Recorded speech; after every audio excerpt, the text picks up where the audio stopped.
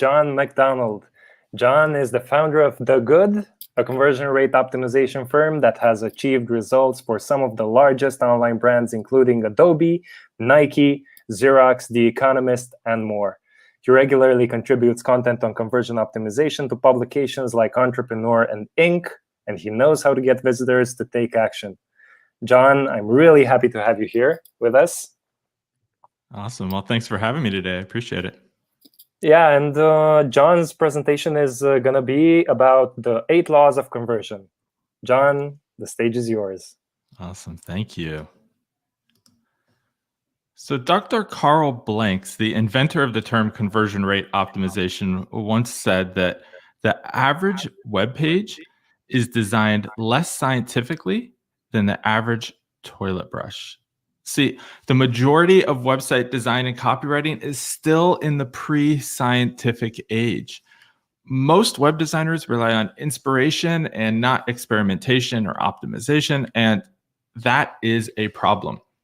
And that's why I started The Good over a decade ago. See, I'm on a mission.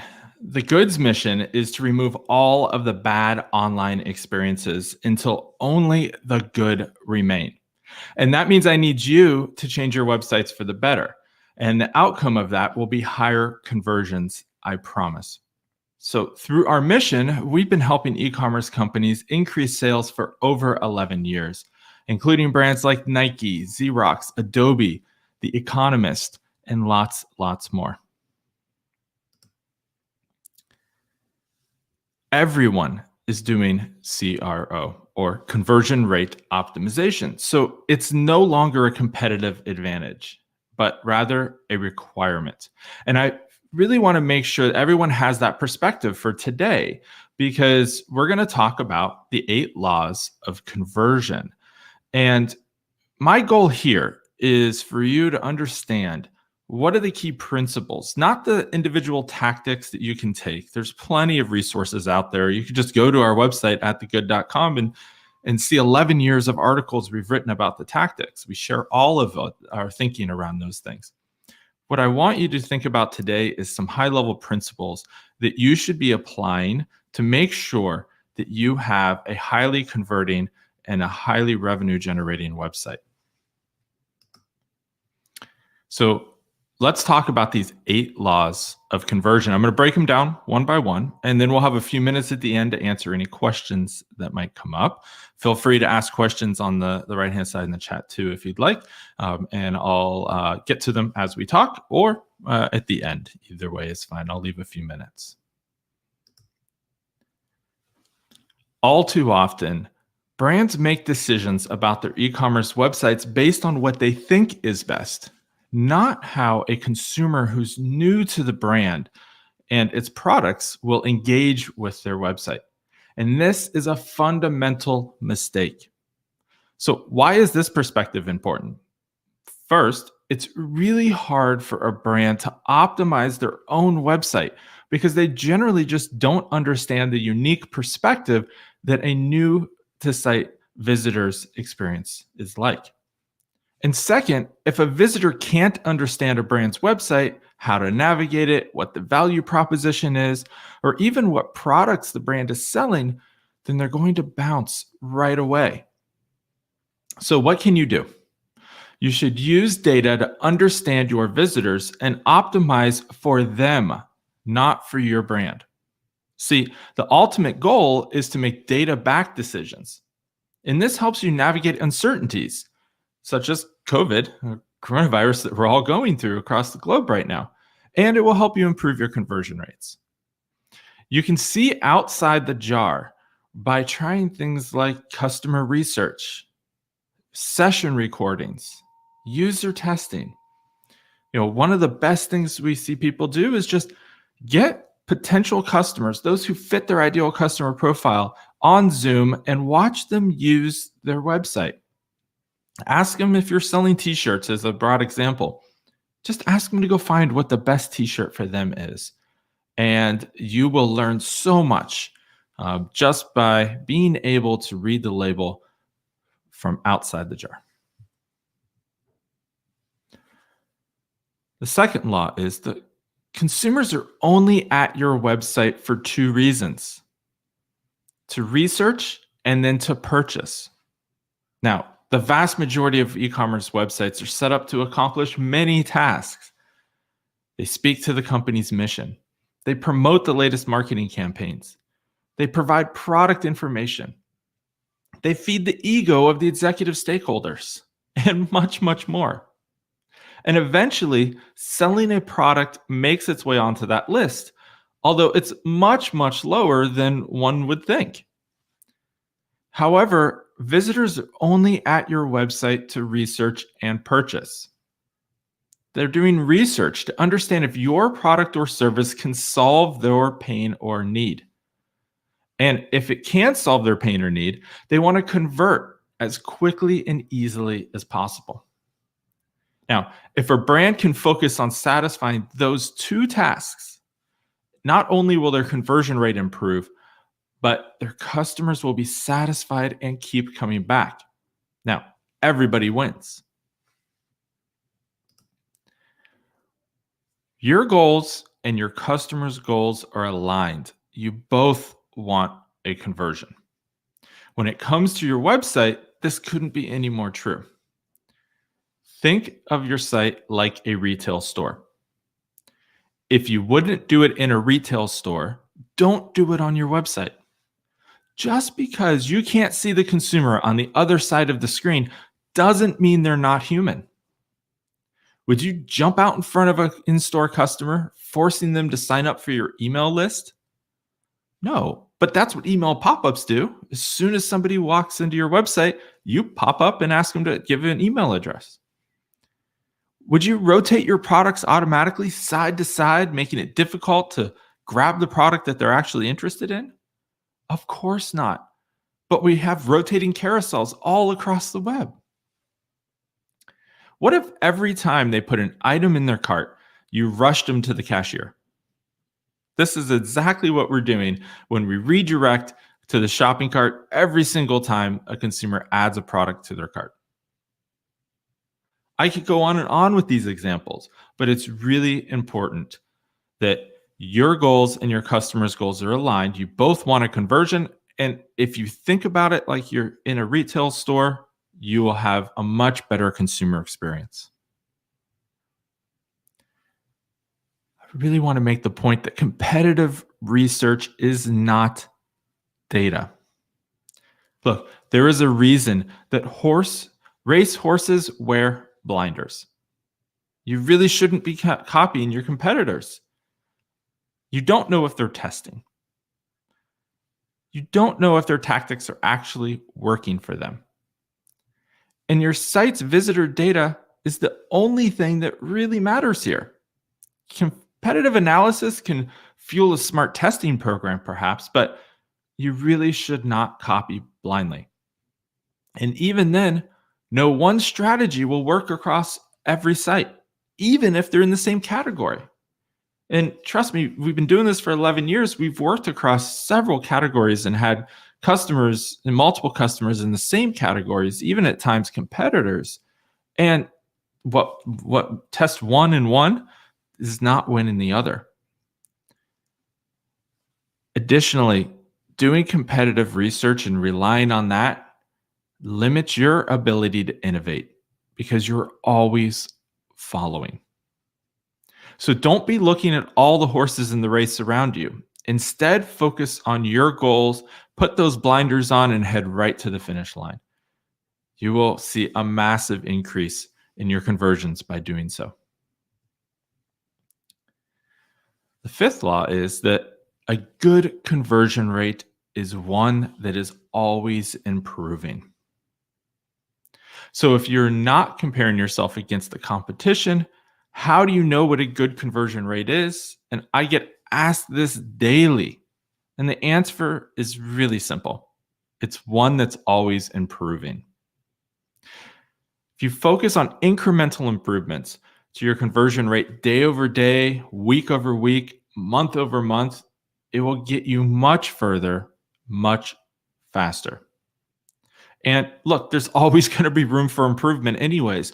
So if you set your target at what you think your competitors are doing, or that average conversion rate that you see online, you're really going to be limiting yourself and your potential. The reality is, I see the data and working across hundreds of brands all these years. And I can tell you the data averages that are typically out there are not that accurate. And they're just that, they're averages. Some are much, much higher. Some are much, much lower. And so really don't focus on that average. Focus on getting 1% better every day. And I don't mean increasing your conversion rate 1%. I just mean a 1% gain on your current conversion rate and improvement. And if you can get 1% better every day for just 1 year, you'll get 37 times better by the time you're done at the end of that year. That's a massive improvement. And I don't know about you, but I would love to have a 37% gain in my conversion rate over 1 year.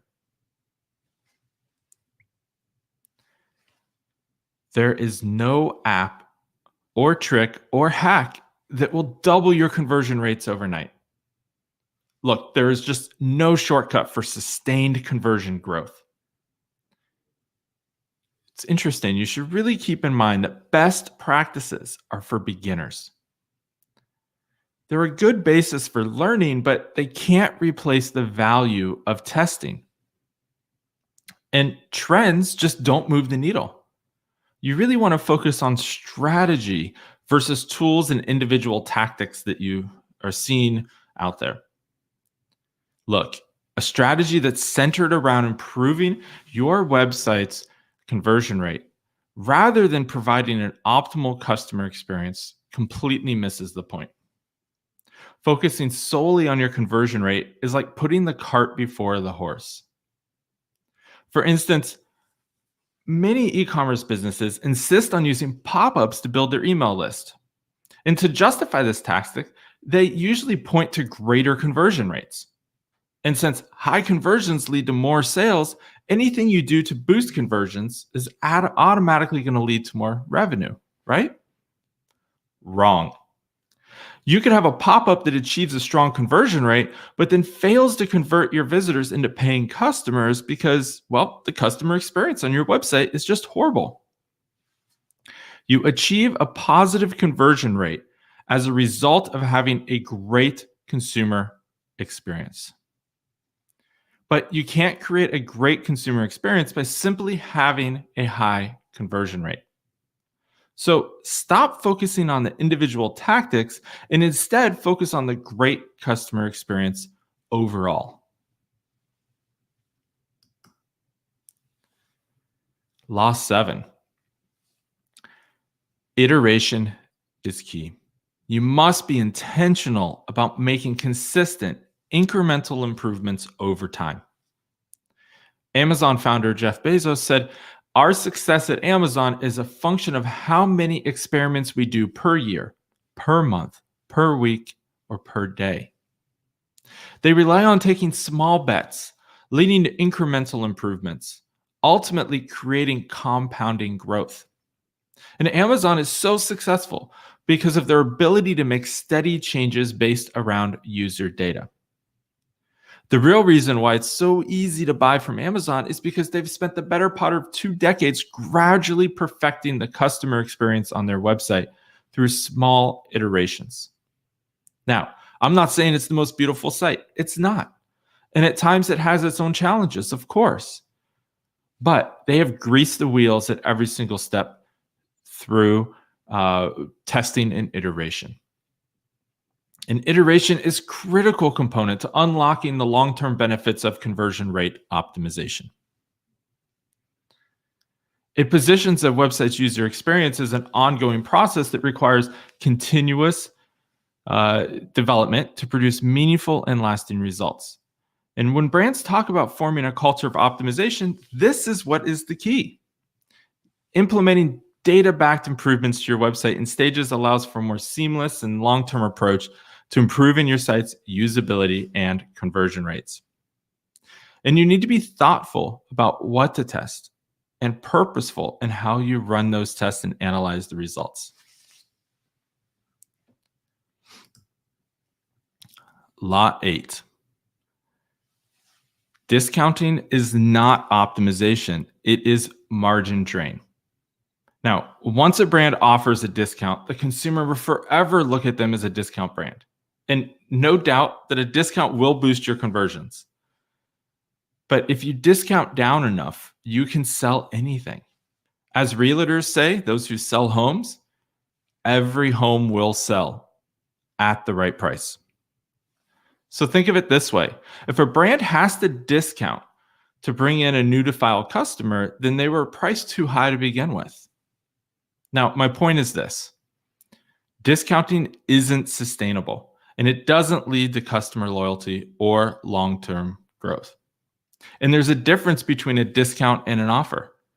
There are so many options besides $1 or a percentage off discount that you should consider. Things like buy one, get one, gift with purchase, loyalty programs, membership programs. You could use scarcity, social influence or social proof. You could use exclusivity or guarantees, free shipping, urgency. Look, I could go on and on. And if you want examples, we actually have a great article up on our site that has about 100 examples of these. And really my goal here is to help you understand you should be thinking about offers, not discounts. Now remember, the majority of website design and copywriting is still in the pre-scientific age. And the average web page is designed less scientifically than the average toilet brush. If you follow these 8 laws, you will inevitably increase your consumer experience and your conversion rates and online revenue and your margins all at the same time. So where can we go from here? I highly recommend that you download a book that we wrote a handful of years ago. It's being offered free for people who attend today. Just go to the link here, thegood.com/book/omniconvert, and use the code GROWTH. Now, it does expire in 1 week, so I suggest that you do that soon. You can sign up for our email insights. Again, as I mentioned, we have tons of great content up on our site. This is never a sales pitch. We promise to email you once a week with helpful content to increase your conversion rates. And lastly, feel free to email me directly. I'm an open book. I read every single email, and I'll do my best to respond. So feel free to reach out to me directly. All right. Happy to answer any questions that there might be. I can scroll through here. I saw a bunch popping up. Apologies. It was in a different window. So let's see here. How to design it more scientifically and better than a toilet brush. Well, I think that the goal here is to use data, right? And I think what you should really be thinking about is understanding how consumers are engaging with your website. And this is why one of the first laws is that it's hard to read the label from inside the jar, right? In the sense that if you know your website so well, you know all of your products, you know how to navigate your website, you know all the details and pricing, you already have these answers to the questions that new to file customers are going to have for you. And so it really is important to get that perspective. Not only the clicks and movements people are taking on your site, heat maps, click maps, scroll maps, analytics data, but also the more qualitative pieces. Talk to customers, understand why they are engaging with your website and what questions they have and what challenges they're having along the way. And you will get a much more scientific process in the end. Is it possible to have the slides? Yes, I will hand the slides over to the team at OmniConvert and make sure that they are able to share those. Sorry, I don't work for HubSpot. I have not been in their videos that I know of. Maybe they use clips of me at some point, but Tanner, I unfortunately am not the guy in HubSpot's videos. I'm not sure what you're talking about there. All right, law 6. So if you have a good outcome on a small tactic, and not an overall conversion rate, is that still a good win? So if I'm understanding the question correctly, yes, small wins compound. And that's what I'm saying about just getting 1% better every day, right? So run a lot of tests and run some big tests too. I'm not just talking about small tests. And really what you're looking for here is those incremental improvements, right? The small gains that can compound over time. And again, 1% better every day is really all you're going for here. So it really does not take a lot. Let's see here. Thank you for the comments on my voice. Yes, it is a good microphone. We were talking about this in the waiting room ahead of time. Why can't I download it without providing my card info? You should be able to. Yeah, if you use the coupon code, you won't have to add any card info. And I agree the UX would be better. We had a bug with it this morning, so apologies. Okay. John, thank you for the presentation. I really wanted to ask another question. Yes, please. How do you do CRO on your own website? Because that is the biggest challenge that we have here at OmniConvert. Yes. So I think the biggest thing to be thinking about here is just to make sure that you you really want to make sure that you're interviewing customers and understanding what their perspective is. And, with looking at data, and this is why most of the presentation today was about using data, right? Because you really want to make sure that you are using data. And, this is where customer interviews really come in, right? So making sure you're talking to those consumers to understand where they're having challenges. One of the best things you can do is get people to visit your website and, set up like a screen share, like a Zoom, and record the call and tell them to do a high level task. Like I mentioned earlier, find the right t-shirt for you, right? When you get in there and then just say, tell me everything that you're thinking about as you go through the website. And what you will hear is things like, I'm really trying to find, where all the men's t-shirts are. And I can't find that. I'm seeing, a whole bunch of different stuff here, but I don't know which ones are the men's. Or I wear a large and I can't find where are all the larges that you have in stock. Or I really like the green t-shirts, but I can't find green. Do you have any green t-shirts? Right. So you'll start hearing these type of questions that are challenges that consumers are hitting up against.